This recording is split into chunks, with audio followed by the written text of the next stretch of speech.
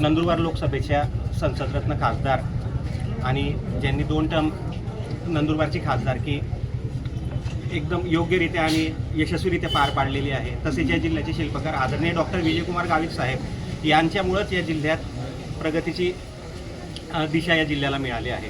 आणि अशा व्यक्तींबद्दल पक्षाचाच एक माजी राज्यस्तरावरील एक नेता अपशब्द बोलतो, त्यांना शिवीगाळ करतो आणि ज्या पद्धतीने त्या रेकॉर्डिंग व्हायरल झालेल्या आहेत, तर त्या आधाराने तसेच फक्त त्यांच्याबद्दलच नाही पण काही राज्यातील बडे मंत्री देखील यांच्यामुळे गोत्यात येऊ शकतात। म्हणून आमची आदरणीय देवेंद्रजी फडणवीस साहेब यांना विनंती आहे, प्रदेशाध्यक्ष रवींद्रजी चव्हाण साहेब यांना विनंती आहे की अशा व्यक्तीची जे विजय चौधरी यांनी जी पद्धतीने टीका केलेली आहे आणि जी शिवीगाळ केलेली आहे त्याच्यावर कारवाई म्हणून त्यांना पक्षातून निलंबित करावं, जेणेकरून आपल्या पक्षाची बदनामी होणार नाही आणि योग्य ती कार्यवाही प्रशासनाने देखील करावी अशी आम्ही आपल्या मार्फत विनंती करतो। आता काही दिवसापासून सोशल मीडियावर अनेक जनतेच्या व्हॉट्सॲपवरती बऱ्याच व्हिडिओ व्हायरल झालेले आहेत। त्या व्हिडिओ इतक्या अश्लील भाषेत बोलल्या जातं आणि एक लेडीज म्हणून त्या माजी खासदार संसद रत्न खासदार आहेत, 10 वर्ष त्यांनी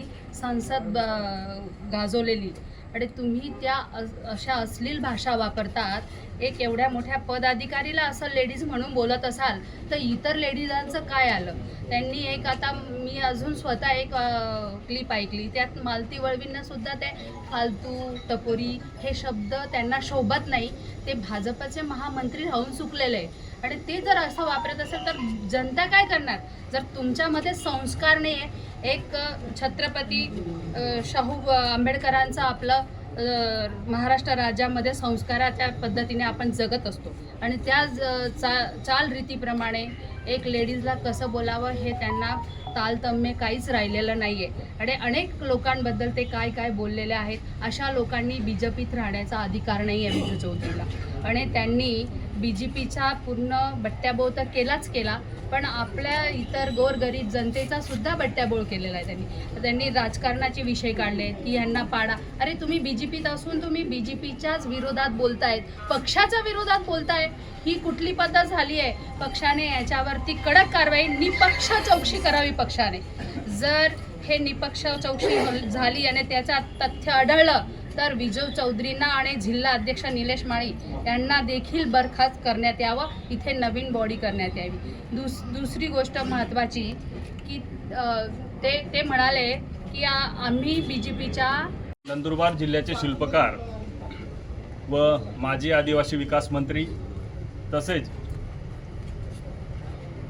नंदुरबार लोकसभेच्या माजी खासदार संसद रत्न आदरणीय डॉक्टर हिनाताई गावित यांच्याबद्दल काही दिवसापासून जे सोशल मीडियावरती जे काही ऑडिओ क्लिप रेकॉर्डिंग जे व्हायरल होत आहे,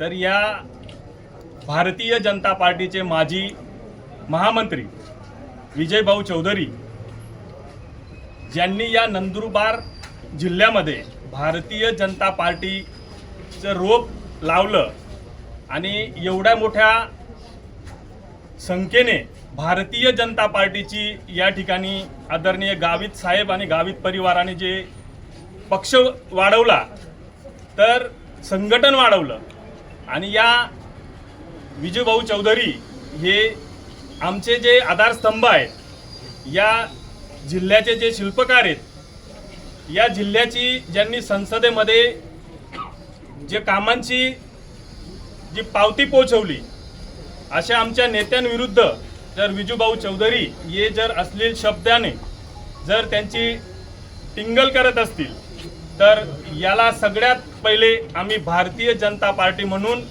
या नंदुरबार तालुक्याच्या वतीने आम्ही निषेध व्यक्त करतो।